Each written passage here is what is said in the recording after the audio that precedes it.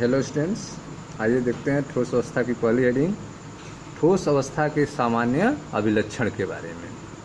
ठोस अवस्था के सामान्य लक्षण क्या क्या होते हैं, इसके बारे में इस वीडियो में आपको एक्सप्लेन करेंगे। ठीक है, पिछले क्लास में आपको बताया गया था कि पदार्थ की 3 अवस्थाएं होती हैं, ठोस, द्रव और गैस। ठीक है, पदार्थ 3 अवस्थाओं में पाए जाते हैं, ठोस, द्रव और गैस। ठीक है, ताप और दाब की दी गई निश्चित परिस्थितियों में, ठीक है, ताप और दाब की दी गई निश्चित परिस्थितियों में किसी पदार्थ की इनमें से कौन सी अवस्था अधिक अस्थायी होगी, यह 2 विरोधी कारकों के सम्मिलित प्रभाव पर निर्भर करती है।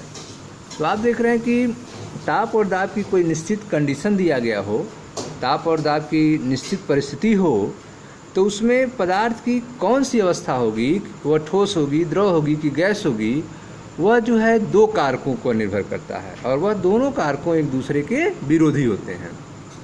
ठीक है, पदार्थ की कौन सी अवस्था अधिक अस्थायी होगी, वह निर्भर करता है 2 विरोधी कारकों पे। ठीक है, तो वह 2 विरोधी कारक कौन कौन से हैं जिनके द्वारा पदार्थ की अवस्था निर्धारित होती है? तो वह 2 विरोधी कारक हैं आपके अंतरा आणविक बल, अंतरा आणविक बल और ऊष्मीय ऊर्जा।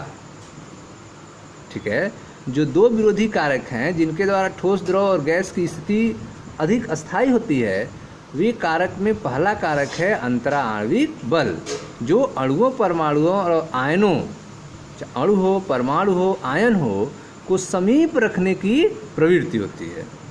ठीक है, इसी अंतरा आणविक बलों के कारण जो अणु होते हैं, परमाणु होते हैं अथवा आयन होते हैं, वे एक दूसरे के नज़दीक रहते हैं।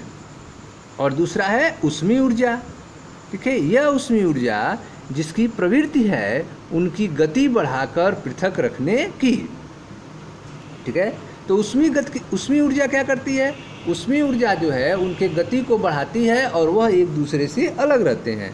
और अंतरा आणविक बल क्या करती है? यह एक दूसरे के समीप रखती है। तो आप देख रहे हैं कि पदार्थ का जो अस्थायित्व है, पदार्थ की कौन सी अवस्था अधिक अस्थायी होती है, वह 2 विरोधी कारकों पर निर्भर करता है। वह विरोधी कारक हैं एक दूसरे के अंतरा आणविक बल और ऊष्मीय ऊर्जा। अंतरा आणविक बल जो है वो क्या करता है? अणु, परमाणु और आयन को एक दूसरे के समीप रखने की कोशिश करता है, जबकि जो ऊष्मीय ऊर्जा है, ठीक है, वह जो है वह उनकी गति को बढ़ाकर एक दूसरे से अलग रखने की होती है। ठीक है, पर्याप्त निम्न तापमान पर, ठीक है, पर्याप्त निम्न तापमान हो, पर्याप्त निम्न तापमान पर ऊष्मीय ऊर्जा निम्न होती है। ठीक है, अगर टेम्परेचर का मान कम होगा तो उस समय ऊष्मीय ऊर्जा का मान भी क्या होगा? कम होगा। पर्याप्त निम्न तापमान पर ऊष्मीय ऊर्जा निम्न होती है और अंतरा आणविक बल उन्हें इतना समीप कर देते हैं कि वे एक दूसरे के साथ चिपक जाते हैं। ठीक है, जब टेम्परेचर जो है पर्याप्त कम होगा तो उस स्थिति में ऊष्मीय ऊर्जा का मान भी कम होगा, और जब ऊष्मीय ऊर्जा का मान कम हो जाएगा तो जो दूसरा कारक है अंतरा आणविक बल, ठीक है, वह अणुओं, परमाणु और आयनों को इतना समीप ला देगा कि वे एक दूसरे के साथ चिपक जाते हैं और निश्चित स्थितियां अध्यासित कर लेते हैं और एक निश्चित, ठीक है, स्थिति को वह प्राप्त कर लेते हैं। ठीक है, अब इस स्थिति में वह अपने स्थान पर फिक्स हो जाते हैं, अपने स्थान पर स्थिर रहते हैं और वहीं पर रहते हुए, स्थिर रहते हुए दोलन कर सकते हैं, अपने माध्य स्थिति के चारों ओर दोलन कर सकते हैं। ठीक है, पदार्थ ठोस अवस्था में रहता है।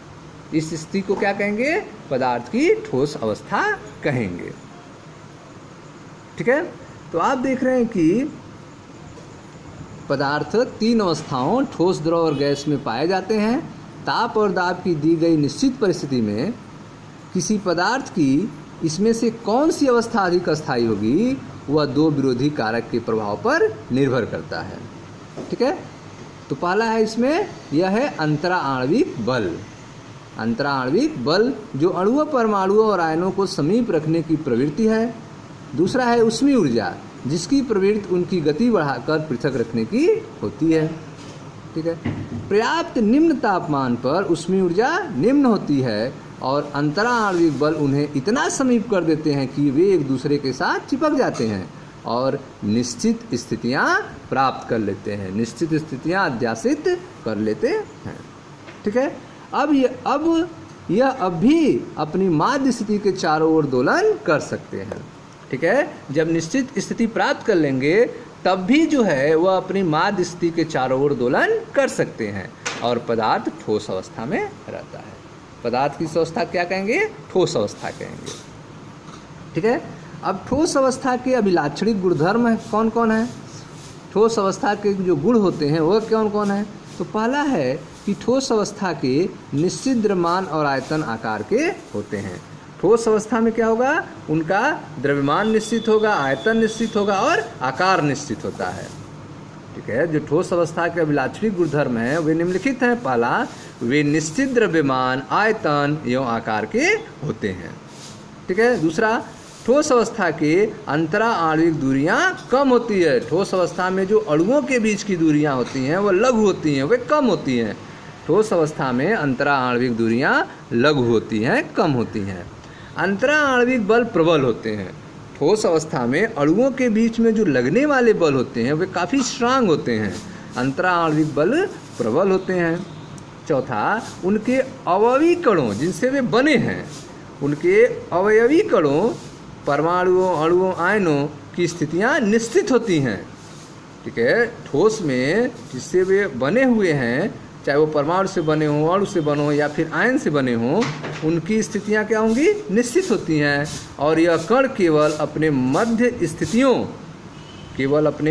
स्थितियों के चारों ओर दोलन कर सकते हैं। ठीक है। तो आप देख रहे हैं कि इनकी स्थितियां निश्चित होती हैं और यह कण केवल अपने माध्य स्थिति के चारों ओर दोलन कर सकते हैं। ठीक है। पांचवा है ठोस का लक्षण, वे असंपीड्य और कठोर होते हैं। ठीक है। ठोस कैसे होते हैं? असंपीड्य होते हैं, इनको दबाया नहीं जा सकता, इनको कंप्रेस नहीं किया जा सकता है, अर्थात यह असंपीड्य हैं और कठोर होते हैं। ठीक है। तो आप जो है ठोस अवस्था के अभिलाक्षणिक गुणधर्म देख रहे हैं, जिसमें कौन कौन है? पहला है कि वे निश्चित द्रव्यमान, आयतन और आकार के होते हैं। अंतरा आणविक दूरियां लघु होती हैं। अंतरा आणविक बल प्रबल होते हैं। उनके अवयवी कण की स्थितियां निश्चित होती हैं और यह कण केवल अपनी माध्य स्थिति के चारों ओर दोलन कर सकते हैं। वे असंपीड्य और कठोर होते हैं।